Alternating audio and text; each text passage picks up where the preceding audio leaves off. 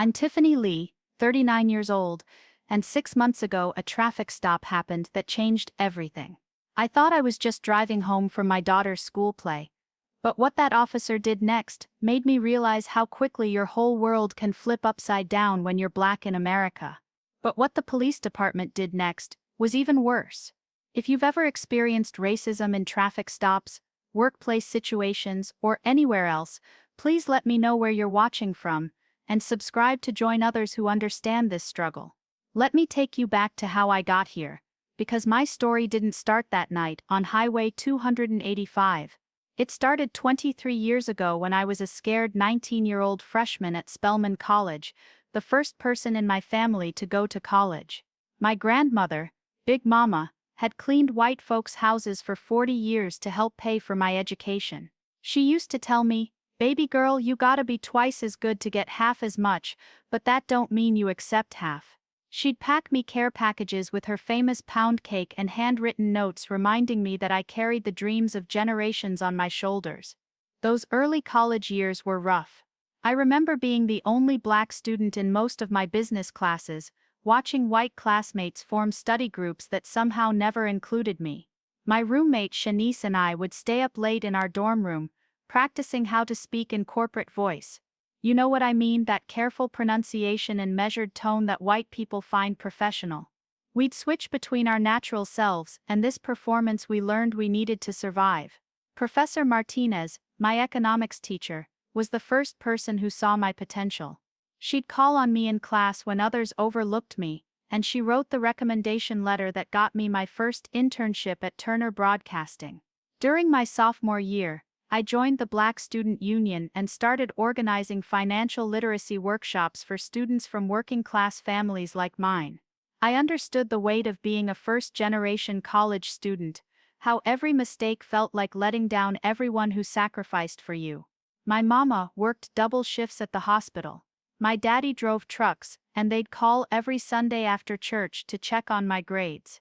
I graduated magna cum laude, with a degree in business administration, but more importantly, I graduated with a clear understanding of what excellence looked like, and how much harder I'd have to work to achieve it. After college, I spent 5 years grinding at a mid-size marketing firm in Atlanta. I learned quickly that being excellent wasn't enough. I had to be strategic. I watched white colleagues get promoted for ideas I'd suggested months earlier in meetings where nobody seemed to hear me, but I also found my voice. During my third year, I proposed a community outreach campaign that brought in $2 million in new business. That's when they finally started listening. I earned my MBA at Emory while working full-time, studying on weekends and during lunch breaks. My husband Jackson would bring me dinner to the library, and my daughter Zara, barely walking then, would fall asleep in my lap while I typed papers. By 35, I had everything I'd dreamed of as that scared college freshman. I was the director of community partnerships at one of Atlanta's top advertising agencies, pulling in 6 figures and leading a team of 12. I owned a beautiful home in Brookhaven, drove a Mercedes that I paid for with my own money, and my daughter was thriving at one of the best private schools in the city. I served on the board of Big Brothers Big Sisters and mentored young black women trying to break into marketing. Every Sunday I still went to Mount Olive Baptist Church, where I grew up, sitting in the same pew where Big Mama taught me to pray for strength and wisdom. I had earned respect in my field through 15 years of excellence. My campaigns had won national awards, and I spoke at conferences across the country about reaching diverse markets authentically. When young black professionals reached out on LinkedIn, I always made time for coffee meetings to share what I'd learned about navigating corporate America. I thought I had figured out the formula: work twice as hard, be undeniably excellent, build genuine relationships, and success would protect you from the worst of racism. But success, I learned, doesn't make you immune to being seen as a threat. The signs had been there for months, small things I'd learned to navigate so smoothly they barely registered. Like when I'd walk into upscale restaurants and hostesses would assume I was picking up a takeout order instead of dining in. Or when I'd pull into my own neighborhood and neighbors I didn't recognize would watch me a little too closely, like they were memorizing my license plate. At Zara's school events, other parents would make polite conversation, but keep a careful distance, their smiles just a degree cooler than when they greeted each other. Even at work, despite my title and track record, I noticed how differently I was treated during client presentations. While my white colleagues could show up casually confident, I always had to be impeccably prepared, ready to deflect any suggestion that I wasn't qualified to be in the room. I'd learned to anticipate the questions that were really challenges to my expertise, wrapped in polite professional language. The week before the traffic stop changed everything. I'd been feeling particularly proud of where life had taken me. Zara had just gotten the lead role in her school's production of Hamilton, and watching her confidence on that stage reminded me of why I'd fought so hard to build this life. After the play, Jackson and I took her to her favorite restaurant to celebrate. As we walked in, I caught my reflection in the window, a successful black woman with her family, living the American dream. I felt invincible. That feeling lasted exactly 4 more days. Growing up in Southwest Atlanta in the 80s and 90s meant understanding 2 different worlds from an early age. At home in our modest brick house on Campbellton Road, I was surrounded by love, laughter, and the smell of my mama's fried chicken every Sunday after church. Big Mama lived with us until I was 12, and she was the one who taught me about dignified resistance. She'd tell stories about working in white folks' kitchens during the civil rights era, how she'd listen to their conversations and bring information back to the movement. "Information is power, baby girl," she'd say, while braiding my hair. "Always pay attention to what folks think you don't understand." My parents, Robert and Diana Lee, were part of the generation that integrated workplaces in Atlanta. Daddy was one of the first black supervisors at the trucking company, where he worked for 30 years. Mama was an LPN at Grady Hospital, and she'd come home with stories about fighting for her patients and earning respect from doctors who initially doubted her competence. They raised me and my younger brother Kevin with what we called the dual curriculum: regular schoolwork, plus the extra lessons about how to navigate being black in America. The talk in our house wasn't just about police encounters, though that was definitely part of it. It was about excellence as resistance, about how our success was political, whether we wanted it to be or not. Mama would drill me on speaking properly for job interviews, while also making sure I never forgot where I came from. "You can code switch without losing yourself," she'd say. "But never let nobody make you ashamed of who you are." Sundays at Mount Olive Baptist Church were about more than worship, they were about community strategy. After service, the adults would gather in the fellowship hall, and while we kids played, they'd discuss everything from which schools had the best programs, to which businesses were black-owned, to how to navigate workplace discrimination. I learned about civil rights history not just from textbooks, but from people who lived it, who could tell me exactly what Martin Luther King Jr. looked like when he spoke at their high school graduation. When I got to Spelman, I carried all of this with me. I knew I was representing more than just myself. My sorority sisters and I would have long conversations about strategies for success in white spaces. We'd practice firm handshakes, direct eye contact, and the art of speaking with authority without seeming aggressive. We studied successful black women like Oprah, Ursula Burns, and Melody Hobson, analyzing not just what they achieved but how they carried themselves. But we also celebrated our culture fiercely. Step shows, homecoming parties, late-night sessions listening to Lauryn Hill, and discussing everything from relationships to revolution.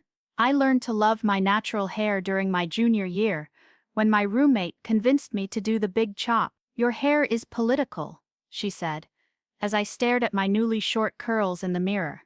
"Might as well own it." After graduation, entering the corporate world felt like putting on armor every morning. I learned to navigate meetings where I might be the only black person, where my contributions were questioned more than others, where my natural communication style could be labeled as too passionate or intimidating. But I also found allies, white colleagues who actively amplified my voice, other professionals of color who formed informal mentorship networks, and clients who valued authentic perspectives on reaching diverse markets.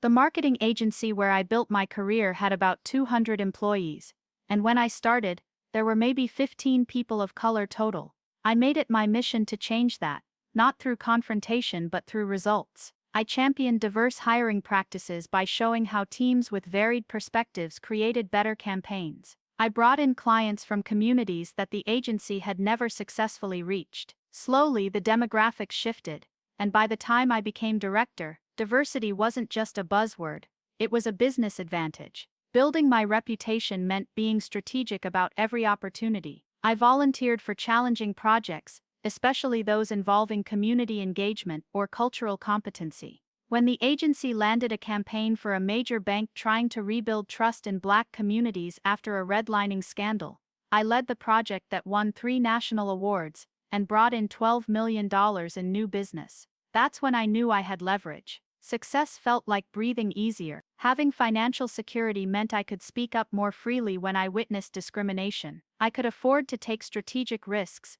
like the time I politely but firmly corrected a client who referred to urban markets as those people. My track record protected me in ways that younger me could never have imagined. By the time Zara was born, I was established enough to negotiate flexible work arrangements. I wanted her to see a mother who was both successful and present. I coached her soccer team, volunteered at her school, and made sure she understood her heritage. We read books about Black history together, visited museums, and talked about the importance of knowing where you come from. But I also tried to protect her from the weight of being a representation of her entire race. At her private school, she was often one of only 3 or 4 Black students in her class. I taught her about excellence without the burden of perfection, about standing proud without carrying everyone else's expectations on her shoulders. The night of the traffic stop, I was driving home from Zara's school play, feeling like the proudest mama in Georgia. She had delivered every line perfectly, and the standing ovation felt like validation of everything we'd built. I was thinking about calling Big Mama to tell her how beautifully her great-granddaughter had carried herself on that stage. How the little girl who used to fall asleep in my lap during MBA classes was now confidently performing in front of hundreds of people. I never imagined that 30 minutes later I'd be sitting on the side of the highway, hands shaking as a police officer screamed at me while his dashcam recorded what would become the evidence that changed everything. It was 9:47 p.m. on a Tuesday night in October when Officer Bradley Mitchell's blue lights appeared in my rearview mirror. I was driving north on Highway 285, coming home from Zara's school play, still humming songs from the show. My first thought was confusion. I was going exactly 65 in a 65 zone, hands at 10 and 2 like my daddy taught me, using my turn signals, following all the rules I'd been raised to follow religiously. I pulled over carefully, turned on my hazard lights, and placed my hands on the steering wheel where they could be clearly seen.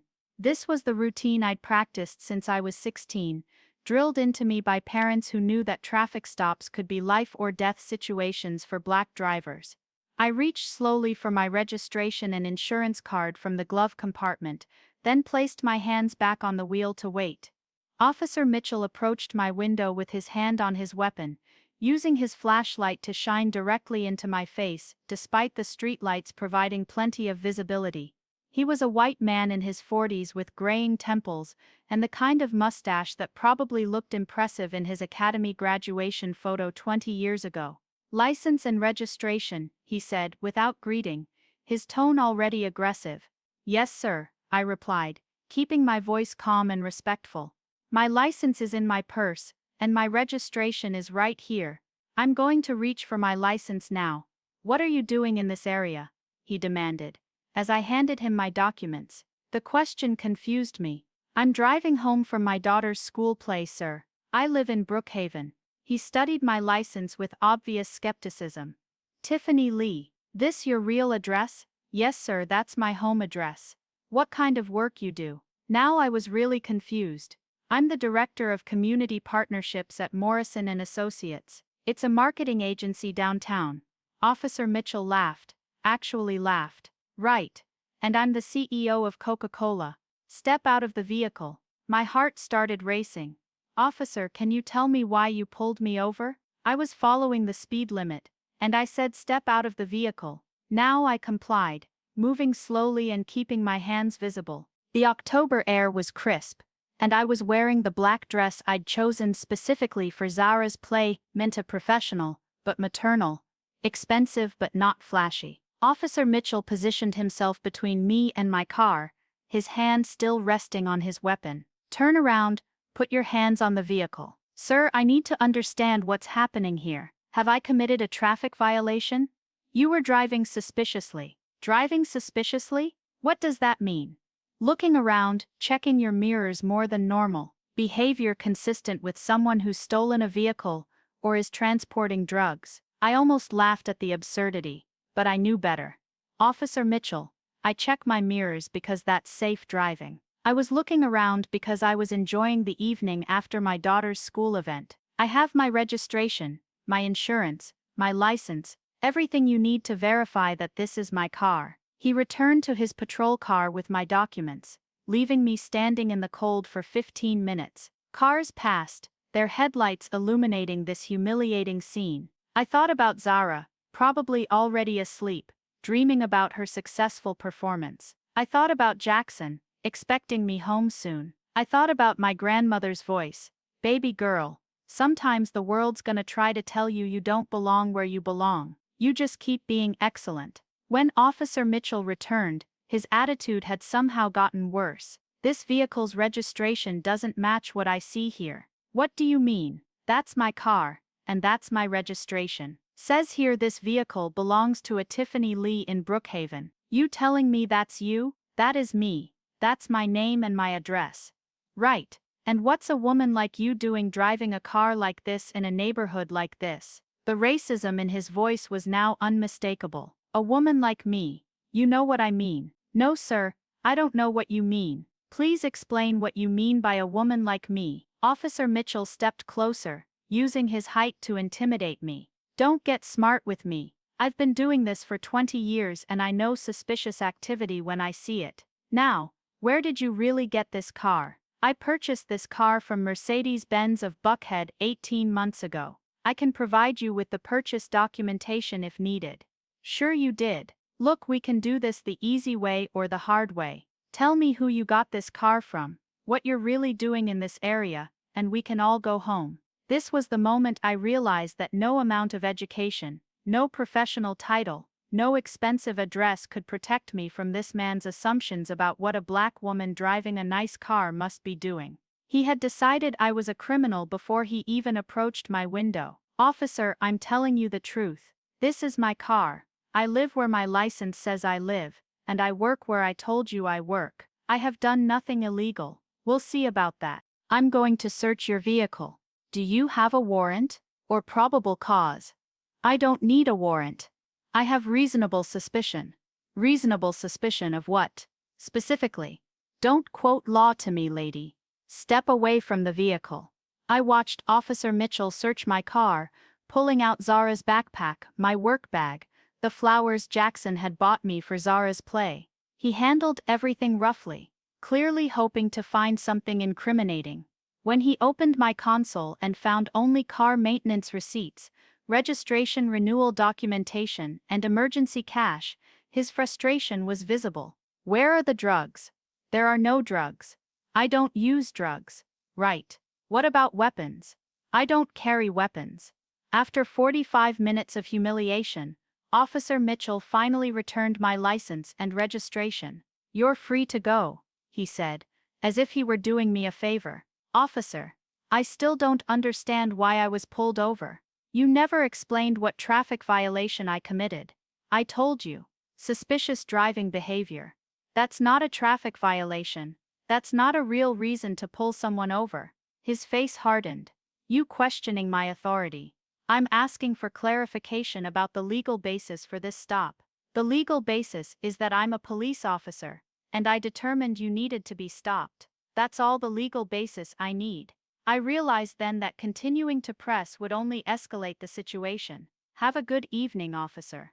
Drive safely," he said, with a smirk that made it clear he hoped I wouldn't. The next morning, I couldn't shake what had happened. I'd been pulled over before, what black driver in America hasn't? But this felt different. The naked contempt in Officer Mitchell's voice, his refusal to believe I could legitimately own my car or live in my neighborhood, the way he treated me like a criminal despite having no evidence of any wrongdoing. I decided to file a complaint. The Fulton County Police Department's headquarters is an imposing concrete building that's supposed to project authority and order. Walking into the lobby that Wednesday morning, I felt like I was entering enemy territory. The desk sergeant, a white woman in her 50s with tired eyes, barely looked up when I approached. "I'd like to file a complaint about a traffic stop," I said. "Fill this out," she said, sliding a form across the counter without making eye contact. The form was 3 pages of small print asking for information that seemed designed to discourage complaints: time,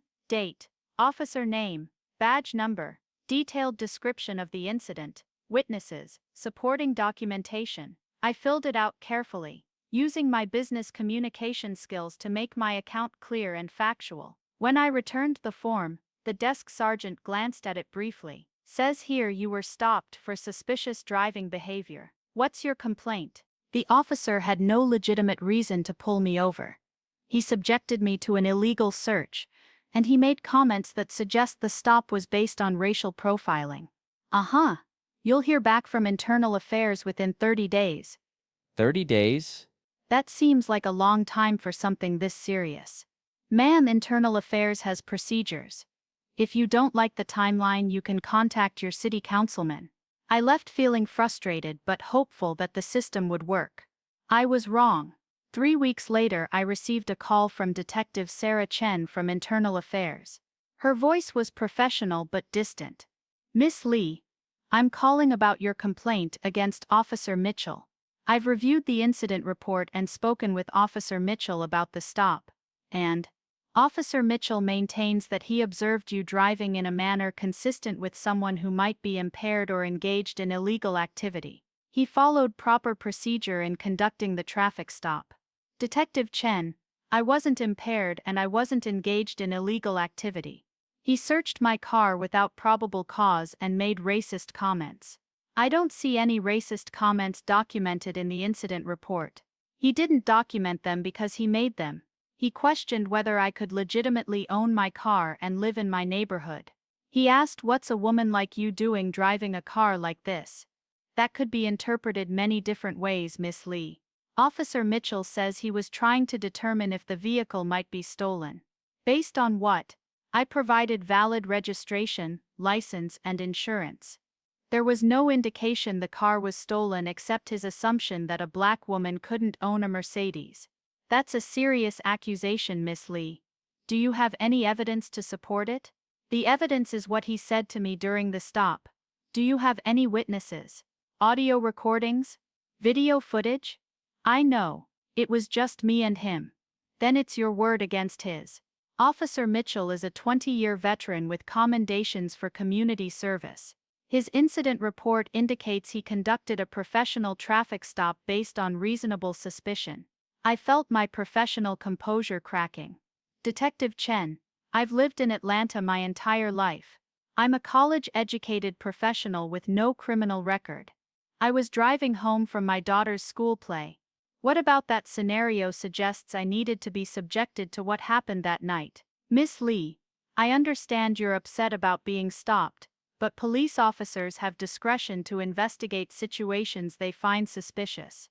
Based on my review, Officer Mitchell acted within department guidelines. So racial profiling is within department guidelines. There's no evidence of racial profiling.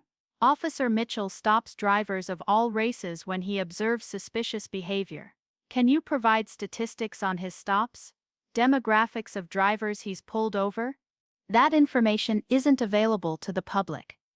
How convenient. Miss Lee, I've completed my investigation. The complaint is unfounded.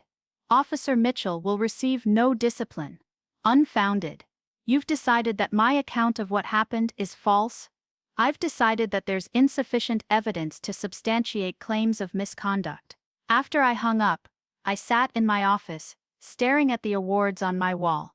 Recognition for community service, business excellence, mentorship. None of it mattered. In the eyes of the police department, Officer Mitchell's word was worth more than mine simply because he wore a badge. But I wasn't done fighting. I thought filing the complaint would be the end of it. But I was naive about how institutions protect their own. 2 weeks after Detective Chen closed my case, I was driving home from a client meeting when I noticed a familiar pattern of blue lights in my rearview mirror. Officer Mitchell again. This time I was on Peachtree Road in broad daylight, surrounded by witnesses. I'd been driving exactly the speed limit, using my signals, following every traffic law meticulously since our first encounter. There was absolutely no reason for this stop except harassment. "License and registration," he said when he reached my window, his voice carrying the satisfaction of someone who'd been waiting for this moment. "Officer Mitchell, why are you pulling me over?" "Routine traffic stop. License and registration." I handed him the documents, my hands steadier this time because anger was replacing fear. "What traffic violation did I commit?" "Following too closely." "Following too closely." I was 3 car lengths behind the vehicle in front of me. "That's your opinion." He took an unusually long time checking my documents, clearly hoping to find something wrong. When he returned empty-handed, his frustration was obvious. "Where are you coming from?" "A business meeting." "What kind of business meeting?" "I'm not required to answer that question." "You're not required to be difficult either." "I'm not being difficult. I'm exercising my rights." "Your rights," he said, drawing out the words mockingly. "You know what I think. I think you're one of those people who likes to cause trouble for hard-working police officers. I think you're one of those officers who targets black drivers for harassment." The mask slipped completely. "You want to know what harassment looks like? Harassment is filing false complaints against officers who are just doing their jobs.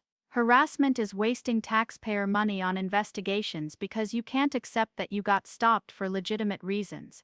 Are you admitting that you pulled me over in retaliation for filing a complaint?" "I pulled you over for following too closely. If you don't like being stopped, try following the law." He handed back my documents with a smile that made my skin crawl. "Drive safely, Miss Lee. I'd hate for something to happen to you." That night, I called my friend Jasmine, who works as a civil rights attorney. After I described both encounters, she was quiet for a long moment.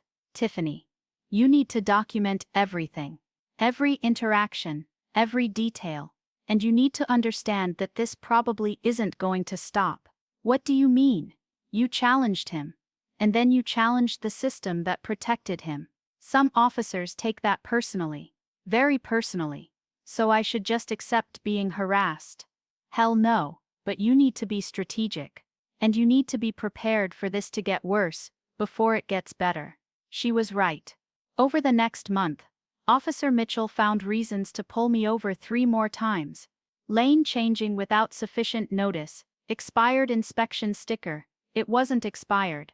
Suspicious vehicle matching the description of one involved in a crime. When pressed, he couldn't provide details about what crime or what description. Each stop followed the same pattern: aggressive questioning, demands to search my vehicle, thinly veiled threats, and eventually letting me go when he couldn't manufacture a reason to arrest me. Each time I remained calm and professional, knowing that any reaction would be used against me. But the psychological toll was enormous. I started taking different routes to avoid areas where I might encounter him. I checked my mirrors obsessively, paranoid about unmarked cars. I carried my business cards, hoping my professional credentials might offer some protection. I installed a dashcam, though I wasn't yet ready to admit why. The worst part was how it affected my family. Zira noticed that I seemed nervous when driving, and Jackson was furious but felt helpless. "What kind of country is this?" he said one night after my 4th stop, "where a successful woman can't drive to work without being harassed by police." I was beginning to understand that success hadn't protected me from racism, it had just put me in contact with a more sophisticated version of it. The breaking point came on a Thursday morning in November. I was dropping Zira off at school when I noticed Officer Mitchell's patrol car parked across the street from the entrance. He was watching me. I walked Zira to the door like always, kissed her goodbye, and turned to walk back to my car. Officer Mitchell started his engine.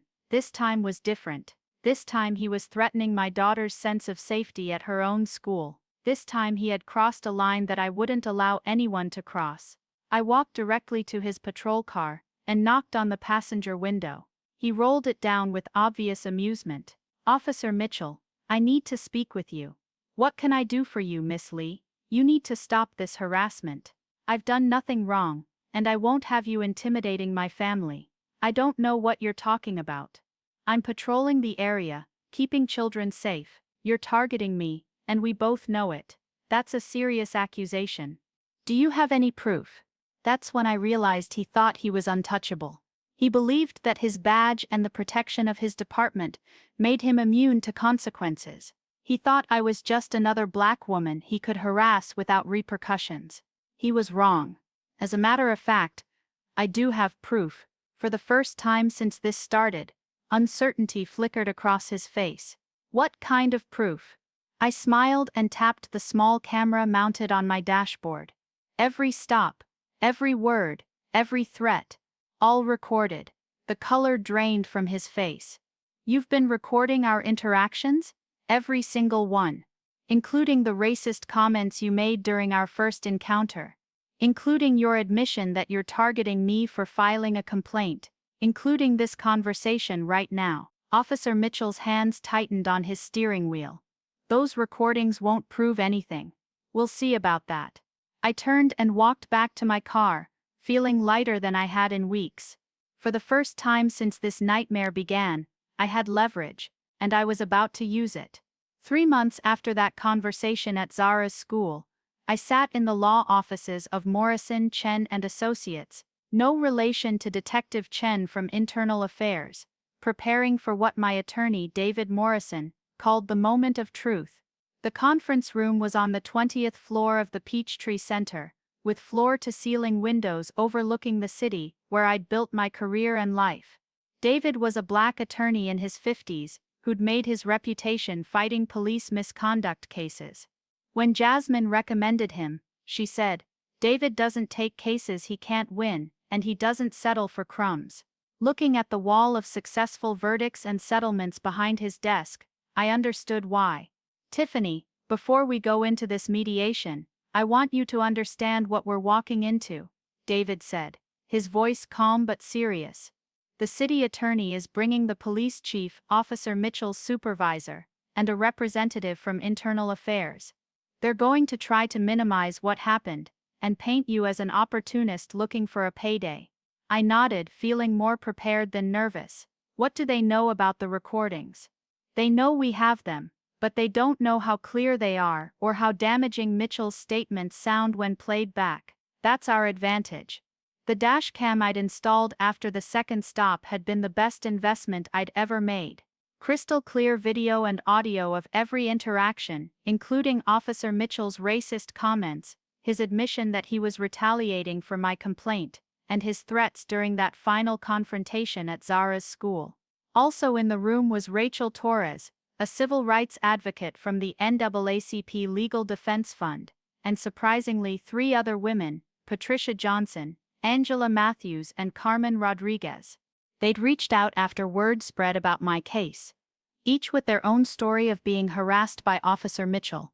"David found us through traffic court records," Patricia explained. "Apparently Officer Mitchell has a pattern of targeting women of color driving nice cars in certain neighborhoods." Angela, a Latina attorney, added, "He pulled me over 6 times in 2 months last year. Always the same excuse. Suspicious driving behavior. I never filed a complaint because I didn't think anyone would believe me." Carmen, a black physician, shook her head. "Same story. He accused me of stealing my BMW and called for backup when I asked to speak to his supervisor. I felt so humiliated that I traded the car in for something less expensive just to avoid attention." "This is exactly what we needed," David said. "A pattern of discriminatory behavior that shows this wasn't an isolated incident." The city had initially dismissed my complaint and ignored my attorney's letters. But when David filed a federal lawsuit alleging civil rights violations and racial profiling, with supporting affidavits from 3 other victims, suddenly they wanted to talk. The mediation was scheduled for 2 p.m. at the federal courthouse downtown. Outside, supporters from the NAACP, my church and the local black professional organizations had gathered for a prayer circle and press conference. Jasmine had helped coordinate the media coverage, and I could see news vans from all the major Atlanta stations. Are you ready for this? David asked as we prepared to walk into the conference room. I thought about Big Mama, who would have been so proud to see me fighting back with intelligence and strategy instead of just accepting injustice. I thought about Zara, who needed to see that black women could demand accountability from systems that tried to diminish us. I thought about all the black drivers who'd been harassed and humiliated with no recourse. I've been ready for this my whole life. The city's representatives were exactly what I expected. 3 white men in expensive suits and 1 black woman who I immediately recognized as the kind of person institutions keep around to deflect charges of racism. City Attorney James Patterson led their team, flanked by Police Chief Robert Sullivan and Internal Affairs Captain Michael Brooks. The token was Assistant City Attorney Monica Hamilton. Before we begin, Patterson said, opening a thick folder, I want to be clear about the city's position. Officer Mitchell is a decorated veteran with 20 years of service and no sustained complaints of misconduct. Miss Lee filed a complaint that was thoroughly investigated and found to be without merit. David leaned back in his chair. Let's start with that no sustained complaints claim. Captain Brooks, how many complaints has Officer Mitchell received in the past 5 years? Captain Brooks shifted uncomfortably. I don't have that information readily available. Interesting. We do. 14 complaints, including 4 allegations of racial profiling, none sustained. As you noted, none seriously investigated either. All complaints are seriously investigated according to department protocol, Brooks insisted. By seriously investigated, you mean someone asked Officer Mitchell if he did anything wrong, he said no. And you closed the case? We follow standard investigative procedures. Police Chief Sullivan leaned forward, his voice carrying the authority of 30 years in law enforcement. Miss Lee, I've reviewed your complaint personally. Officer Mitchell observed suspicious driving behavior and conducted a traffic stop according to department guidelines. The fact that you were inconvenienced doesn't constitute misconduct. Chief Sullivan, I said, my voice steady despite my racing heart, would you consider it suspicious driving behavior if your daughter drove home from a school play checking her mirrors and looking around to enjoy the evening? If she was driving erratically, yes. Define erratically. Because according to Officer Mitchell's report, I was following traffic laws, maintaining the speed limit, and using proper signals. The only thing he found suspicious was that I was a black woman driving a Mercedes in a particular area. Assistant City Attorney Hamilton spoke up, clearly playing her assigned role. Miss Lee, as a woman of color myself, I understand your frustration, but we can't allow personal feelings about an encounter to override an officer's professional judgment. I turned to face her directly. Miss Hamilton, when was the last time you were pulled over for driving while black? That's not relevant to. It's completely relevant. Because if you'd experienced what I experienced, you'd understand the difference between professional judgment and racial profiling. Patterson regained control of the conversation. Let's focus on facts. Officer Mitchell had reasonable suspicion to conduct a traffic stop. Miss Lee was released without charges. No misconduct occurred. No misconduct. David pulled out his laptop. Let's listen to some audio from Miss Lee Dashcam and see if that's still your position. The room fell silent as Officer Mitchell's voice filled the space. What's a woman like you doing driving a car like this in a neighborhood like this? Followed by his mocking laughter when I told him my profession. Patterson's jaw tightened. That comment could be interpreted multiple ways. Really, how would you interpret it? Officer Mitchell was trying to determine if the vehicle might be stolen. Based on what evidence? Based on his training and experience. David played another clip. Officer Mitchell's voice saying, you want to know what harassment looks like. Harassment is filing false complaints against officers who are just doing their jobs. And how do you interpret that? David asked. Officer Mitchell was explaining that frivolous complaints waste department resources. Or he was admitting that he was retaliating against Miss Lee for filing a complaint, which by the way is illegal. Chief Sullivan's face was growing redder. These recordings could be taken out of context. We'd need to review the full interactions to understand. Oh, we have the full interactions, David said. pulling out a stack of DVDs, 6 traffic stops, complete audio and video. Would you like to review them now? The room went quiet, except for the sound of papers shuffling as the city's team tried to regroup. David stood up and connected his laptop to the room's projection system. Since the city maintains that Officer Mitchell's behavior was professional and appropriate, let's watch the complete footage of the first traffic stop. The video began with my car pulling over, hazard lights flashing, hands clearly visible on the steering wheel. You could hear my respectful tone as I explained where I was coming from and provided my documents. Then came Officer Mitchell's voice, dripping with contempt and disbelief. Look, we can do this the easy way or the hard way. Tell me who you got this car from, what you're really doing in this area, and we can all go home. Police Chief Sullivan leaned forward, his earlier confidence evaporating. This wasn't the professional traffic stop described in the incident report. David paused the video. Chief Sullivan, is it standard procedure to assume a black woman has stolen her car despite her providing valid registration and license? Of course not. Is it standard procedure to search a vehicle without probable cause? We would need probable cause or consent to search.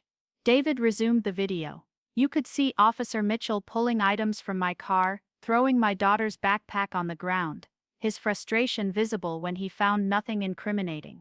Where's the consent or probable cause? David asked. Captain Brooks spoke up weakly. Officer Mitchell may have had reasonable suspicion that a black woman driving home from her child's school play was committing a crime? What crime specifically? The video continued with Officer Mitchell's most damaging statement. The legal basis is that I'm a police officer, and I determined you needed to be stopped. That's all the legal basis I need. The silence in the room was deafening. David pulled up traffic statistics on his laptop. Captain Brooks, in the past 2 years, Officer Mitchell has conducted 847 traffic stops. Want to guess the racial breakdown? Brooks said nothing. 67% of his stops involved black drivers in a patrol area, that's 32% black. He's 3 times more likely to search vehicles driven by people of color. And somehow, despite all these suspicious stops, his conviction rate is below the department average. Patterson finally spoke up. These statistics don't prove by themselves.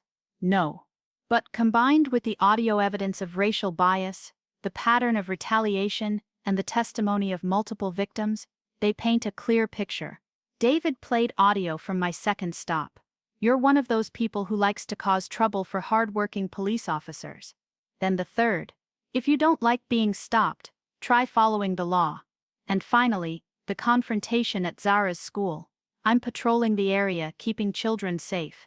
His voice heavy with sarcasm as he watched an elementary school waiting for me to arrive.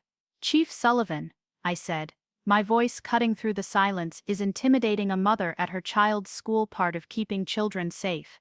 The police chief looked like he wanted to disappear. That appears to be inappropriate behavior. Inappropriate. He was stalking my family. He was using his badge to terrorize a law-abiding citizen because she dared to file a complaint against him. Assistant City Attorney Hamilton tried one last deflection. Miss Lee, even if Officer Mitchell made some poor choices in language, this hardly rises to the level of a federal civil rights violation. David smiled grimly. Monica, you might want to review the Supreme Court decision in Wenron v. United States, and how it interacts with the Civil Rights Act when traffic stops are motivated by racial bias. Or you could look at the consent decree the Justice Department has with Chicago PD for exactly this type of pattern. Patterson was frantically whispering with his team. The confident defense they'd prepared was crumbling as the evidence mounted. After a 2-hour recess, Patterson returned to the table looking like a man who'd been given very clear instructions from someone much higher up the food chain. The city is prepared to offer a settlement, he said quietly. Let's hear it, David replied. We'll offer $50,000 to resolve this matter, with no admission of wrongdoing. David laughed. Jim, you're not serious. What did you have in mind? Let's start with accountability. Officer Mitchell is fired immediately. Not suspended, not reassigned. Fired. That's not within our authority to is absolutely within your authority. And Chief Sullivan knows it. Chief Sullivan nodded reluctantly. I have the authority to terminate for conduct unbecoming an officer. Second, the department implements mandatory bias training for all officers with yearly recertification. That could be arranged. Third, the department creates a citizen oversight board with subpoena power to investigate misconduct complaints. Patterson started to object, but Chief Sullivan cut him off. We can work with that. Fourth, financial compensation of $250,000 for the violation of Miss Lee's civil rights plus legal fees. That's excessive. Actually, it's conservative. The emotional distress, the impact on her family, the ongoing trauma of being stalked by a police officer. We could easily argue for punitive damages in the millions. I spoke up for the first time in an hour. I don't want just money, I want to make sure this doesn't happen to other families. Which brings us to point 5. David continued. The department releases traffic stop data by race monthly, and commits to external auditing of stop patterns to identify officers engaged in racial profiling. Now you're asking us to completely restructure how you're asking us not to file a federal lawsuit that will force you to restructure everything anyway. This is the easy way. Chief Sullivan looked at Patterson, who nodded slowly. We need some time to consider these terms. You have until close of business today, David said. After that we file in federal court and let a jury decide what Officer Mitchell's behavior was worth. At 4:47 p.m., Patterson called with the city's acceptance of all terms. But the real victory came 2 hours later, when Chief Sullivan held a press conference announcing Officer Mitchell's termination and the new accountability measures. Standing on the courthouse steps, surrounded by the women who'd also been victimized, I felt the weight of generations lifting off my shoulders. Patricia Johnson squeezed my hand. You did what none of us thought we could do. We did it, I corrected her. All of us together. As we walked down the courthouse steps, news reporters shouting questions, supporters cheering, I thought about Big Mama's words. Information is power, baby girl. She was right, but sometimes courage to use that information is even more powerful. The weeks following the settlement were a whirlwind of emotions I hadn't expected. Relief certainly, but also exhaustion from months of fighting, anger at how long it took to get justice, and something that surprised me, grief for the innocence I'd lost about how the world saw me despite my success. The day after Chief Sullivan's press conference, my phone started ringing before 6 a.m. CNN, MSNBC, local Atlanta stations. Everyone wanted to interview the woman who'd brought down a racist cop with a dashcam. I agreed to some interviews, declined others, always trying to keep the focus on systemic change rather than personal victory. The most meaningful call came from my daughter's school principal, Dr. Jennifer Walsh. Mrs. Lee, I wanted to personally apologize. When Officer Mitchell was parked outside our school, I should have asked him to leave. I should have protected our families better. Dr. Walsh, you couldn't have known. I could have asked. I could have paid attention to who he was watching and why. I want you to know that I'm implementing new protocols to ensure no family ever feels unsafe at our school again. That conversation reminded me why I'd fought so hard. It wasn't just about my experience. It was about creating a world where Zara and children like her could grow up with dignity. The settlement money felt strange to accept. It wasn't about the money really.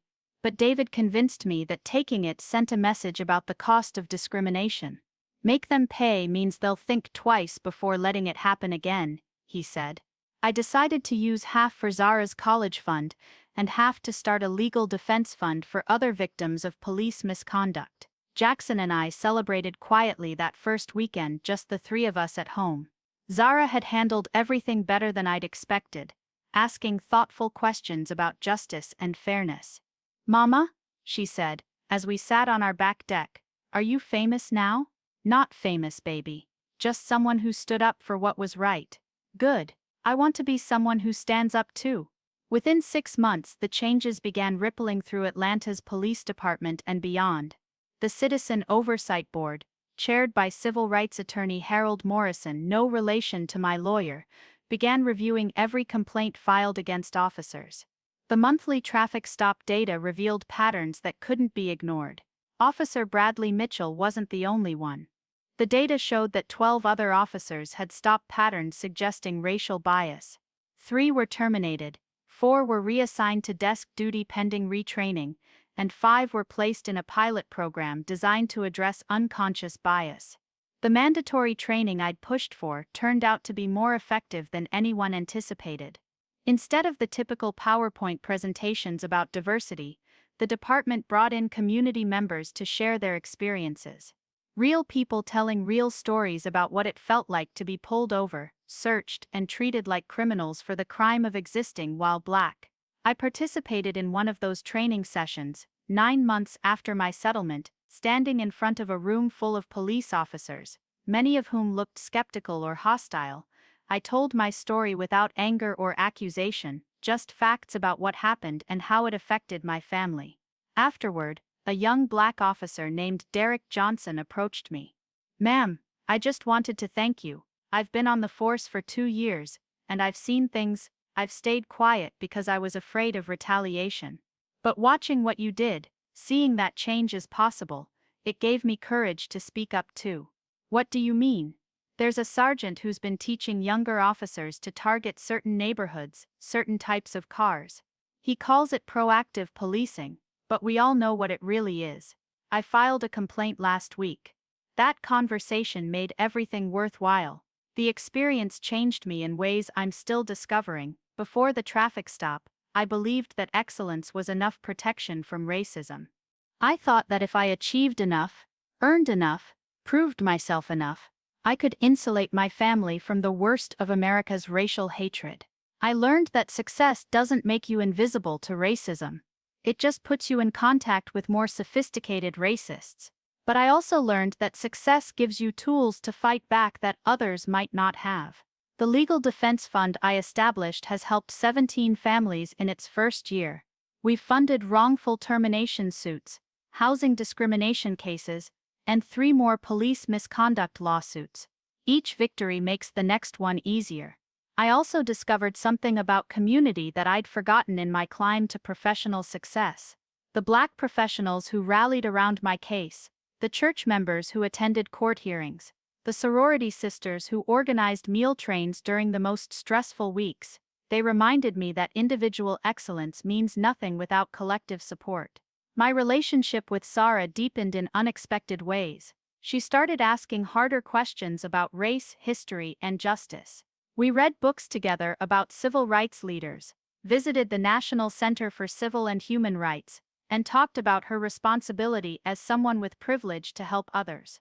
"Mama," she said, during one of our Saturday morning talks, "do you think things will be better when I'm grown up?" "I think they'll be different," I told her.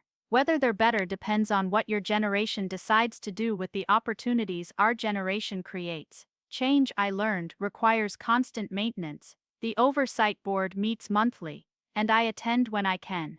The traffic stop data gets published every quarter, and I review it religiously. The officers who were retrained get monitored for compliance, and I know their names." 6 months after the settlement, a new pattern emerged. Traffic stops in my neighborhood increased dramatically, but now they were being conducted by officers from other precincts. When I brought this to the oversight board's attention, we discovered that some supervisors were simply sending different officers to do the same job. It took another 3 months of advocacy, data analysis, and pressure to get that practice stopped. The victory was satisfying, but it reminded me that fighting racism is like playing whack-a-mole: solve one problem, and it pops up somewhere else.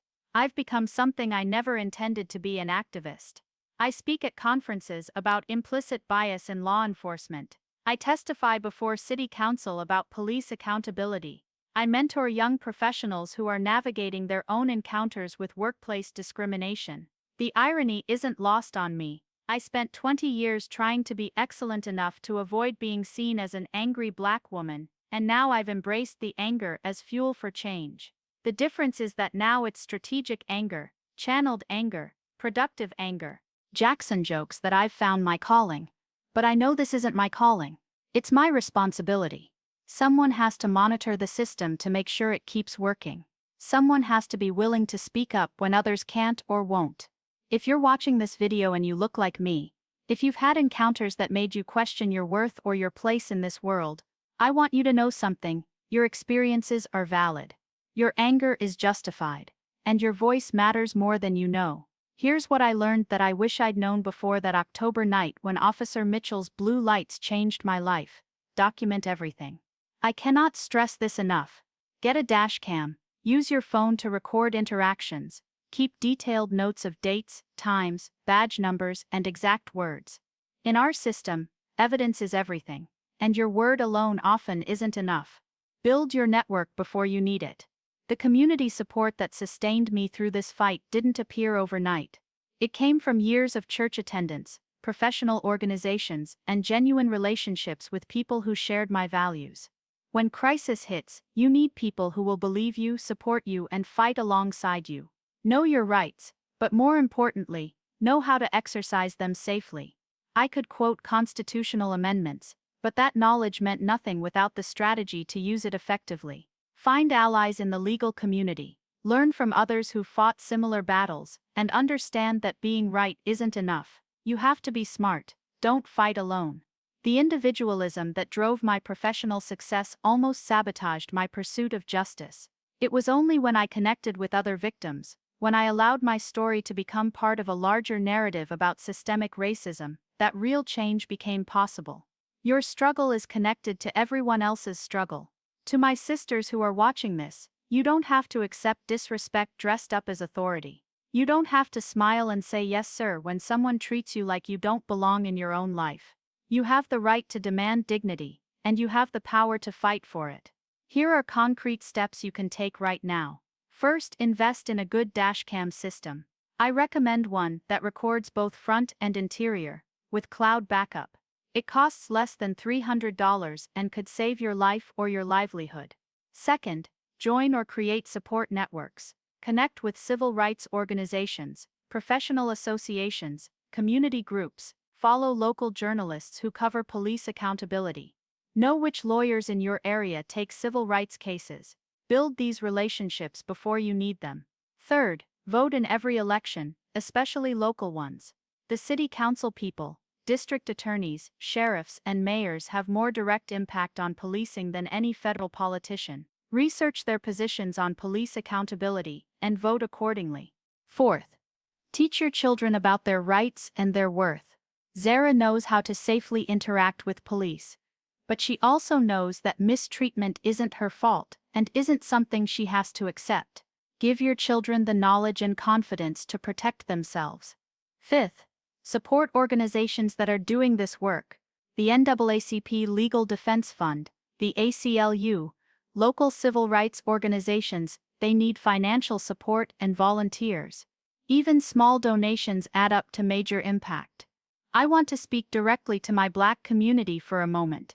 We are not the problem. We never were the problem. The problem is a system that was designed to diminish us and institutions that continue to perpetuate that design. But we are also not powerless. We have survived slavery, Jim Crow, redlining, mass incarceration, and countless attempts to break our spirit. We have built universities, businesses, movements, and families in the face of unimaginable opposition. We have excellence in our DNA because excellence was the only way to survive. Officer Mitchell saw a successful Black woman and assumed I was a criminal because that's what his racism taught him to see. But my success wasn't an accident or an exception. It was the continuation of a legacy stretching back to ancestors who dared to dream of freedom. Every time we choose excellence over mediocrity, community over individualism, justice over convenience, we honor that legacy. Every time we refuse to accept less than our dignity demands, we create space for the next generation to stand even taller. The changes we've achieved in Atlanta's police department aren't just policy victories, they're affirmations of our worth. They're proof that when we organize strategically, fight intelligently, and support each other consistently, we can move mountains. I'm going to ask you to do something that might feel small but has enormous power. Share your story. In the comments below, tell us where you're watching from, and whether you've experienced discrimination in traffic stops, workplace situations, housing, education, or anywhere else. Your story matters because it adds to the data. It creates the pattern recognition that makes denial impossible. It connects you to others who've walked similar paths and helps build the community that makes change possible. If you found value in this video, please subscribe and share it with others who need to hear this message. But more importantly, take action in your own community. Research police accountability measures in your city. Attend city council meetings. Support candidates who prioritize civil rights. Vote in every election. And remember, the goal isn't to live in a world where we're grateful for basic respect. The goal is to live in a world where basic respect is so automatic that gratitude isn't necessary. Officer Bradley Mitchell thought he could terrorize me with impunity because that's how the system had always worked. But systems change when enough people decide they're unacceptable. We changed one small piece of one system in one city, but every victory creates momentum for the next one. Big Mama used to tell me that our ancestors dreamed of days like this, when their descendants would have the education, resources, and platform to fight back effectively. She said we owe it to them to use every tool they died to give us. So use your voice, use your vote, use your platform however small, use your excellence as a weapon against mediocrity, use your community as armor against isolation. Use your story as fuel for someone else's fight. This battle isn't over. It may never be completely over. But every generation pushes the line a little further toward justice, and now it's our turn to push. Justice isn't just about punishment for those who wrong us. Justice is about creating systems that prevent wrong from happening in the first place. Justice is about building a world where my daughter can drive home from her own child's school play without fear, where success truly does provide protection, where excellence is celebrated rather than questioned. That world is possible, but only if we keep fighting for it together. Thank you for watching, thank you for listening, and thank you for being part of the change this world desperately needs. I'll see you in the next video, and hopefully, I'll see you in the fight for justice in your own community. Now go make some good trouble.